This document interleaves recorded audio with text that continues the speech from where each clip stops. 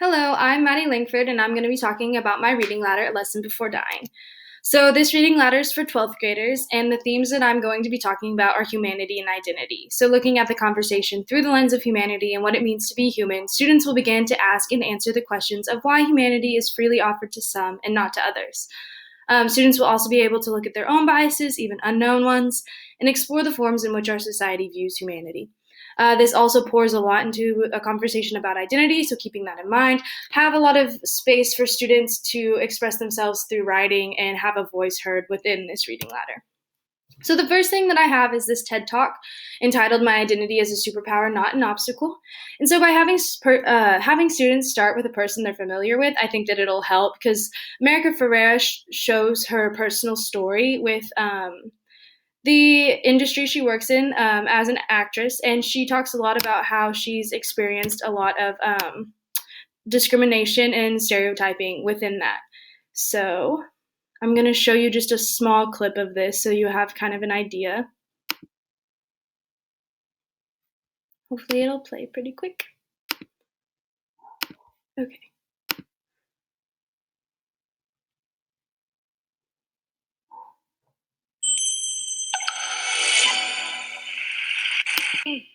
Was to be an actress.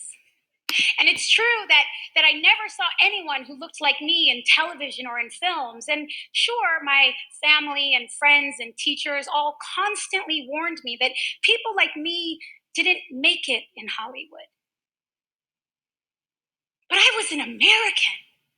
I had been taught to believe that anyone could achieve anything, regardless of the color of their skin. Okay, that was a very short clip, but I think that when you watch the whole thing, it goes into her story about how she played a lot of parts that were very stereotypical of who she is and how that influenced her, or how that also kind of diminished her view of herself until she realized like her identity is something to be proud of and it's a superpower. So, moving on to my next text, this is a young adult novel entitled Symptoms of Being Human by Jeff Garvin. So, this novel examines the brutality of discrimination happening in our world today, specifically with the LGBTQ community. So, I think that this is a really good text to read in conversation with the lesson before dying. However, I do understand that not every student and family is going to want to be reading this. I think by giving this as a choice in a book group, it would be very beneficial for the students who do read it. And then you could also supply in books such as If I Ever Get Out of Here, Orbiting Jupiter, All American Boys, other texts that encompass the same themes of identity and humanity, but in different aspects. So then the next thing I have is the Where I'm From poem. I thought that this would be a very accessible text for students, something that they would be able to read and understand and grapple with a little bit. And I also thought it would be a good place for students' voice to be heard. So they could create their own Where I'm From poem. And in doing so, they get to talk a lot about their own identity. And then for students that may not identify with the text that I have, letting them showcase themselves in their own writing would be very beneficial when talking about identity. I also think there needs to be place for students to say, here's some other texts that I have found that I identify with and match the themes. And I think by having this conversation with your students and considering these things, it would be very helpful in the reading ladder. So then, jumping right into the next thing, I have this Sacred Journey by Michael Reeder painting up here in the corner. So this artwork brings up questions of identity and how do we perceive ourselves versus how others perceive us. Like I said, to consider, not every student is going to identify with this painting, but I thought that it was a really good one to use in conversation with The Lesson Before Dying because this seems to depict an African American, whereas A Lesson Before Dying, the main character, I think that they have a lot in common. So you would be able to kind of talk about this even before and after reading A Lesson Before Dying. I also kind of watched some interviews and read some things about Michael Reeder, and he basically said he wants his artwork to be kind of ambiguous. He doesn't want to tell people what they're looking at, so it's supposed to be a reflection of the viewer, which I thought was really interesting. So then the next thing I have is this link to a interview with the authors of All American Boys, which is a text that I have as well in my reading ladder. So I would want students to see this first because I think it gives good insight as to why this was co-authored. And I'm going to play just a little clip of this as well. First of all, congratulations. It's a really poignant story. Did I just pause it? Involved in getting the sort of national attention to this issue out there. And so it's sort of a book that honors the kids who are involved on both sides. Right. Yeah. I mean, and we'll talk about some of those issues, but about the book itself, I mean, you guys co-wrote this book together in tandem. What's really cool about the story is that you see Rashad's perspective, and then you're living it through Quinn's eyes. Yeah. So, I mean, how did you guys come up with this? First of all, you know, what was kind of the catalyst in the moment? You know, Okay, that's a very small clip that didn't tell you a whole lot, but they go into really cool conversation about why they decided to co-author it, and then you can have these questions with your students about, is it important that authors write from a perspective that they know, or is it okay if some write from perspectives that they don't know? I think that it would bring up cool conversation, and that's something to consider when watching the video. Okay, so then after the video, I would go into the actual text, All American Boys, because this novel really grapples with the examples of discrimination in race, just like A Lesson Before Dying, and it would allow students to start asking hard questions and examine motives behind discrimination and violence. You might consider warning your students beforehand that this does encompass a lot of violence, and so letting them know that up front might be beneficial.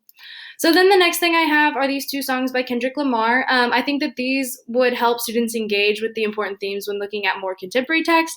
However, I struggled with this because both of these are explicit, and while I think you could pull some of the lyrics and examine them in a classroom, you wouldn't be able to play them. So a song that I also thought would work here would be All Kinds by Miranda Lambert, and that could be played in the classroom while also looking at the same ideas and themes.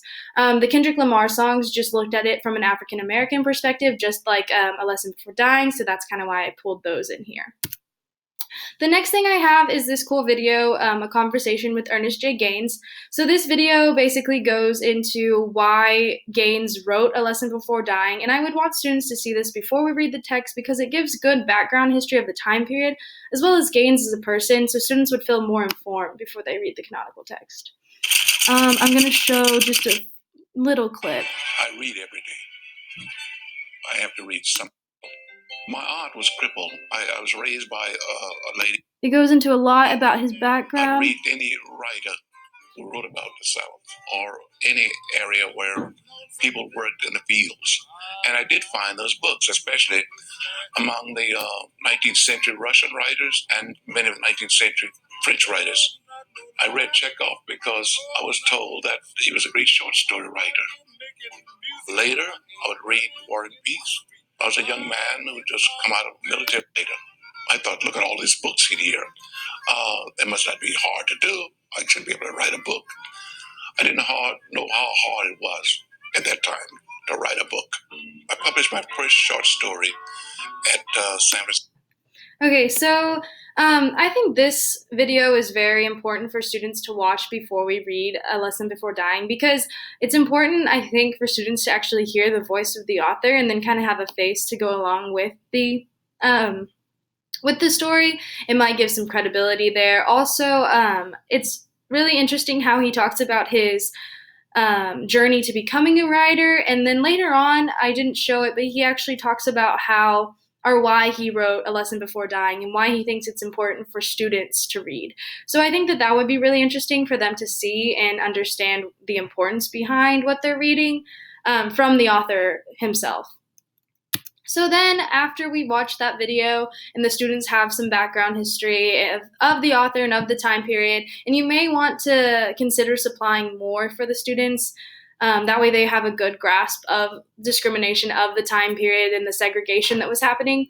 But after all of that, we're going to finally get into A Lesson Before Dying, my canonical text. So when students finally engage with this text, they will be able to identify and analyze the problems found in humanity and the ways in which this text deals with the question of who is deserving of being treated as a human and why is it different for some. So I think that this not only talks about identity, but humanity in a very meaningful way. So it would be important for students to have been talking about that beforehand. All right, well, that's the end of my reading ladder. Thank you for watching. I appreciate it.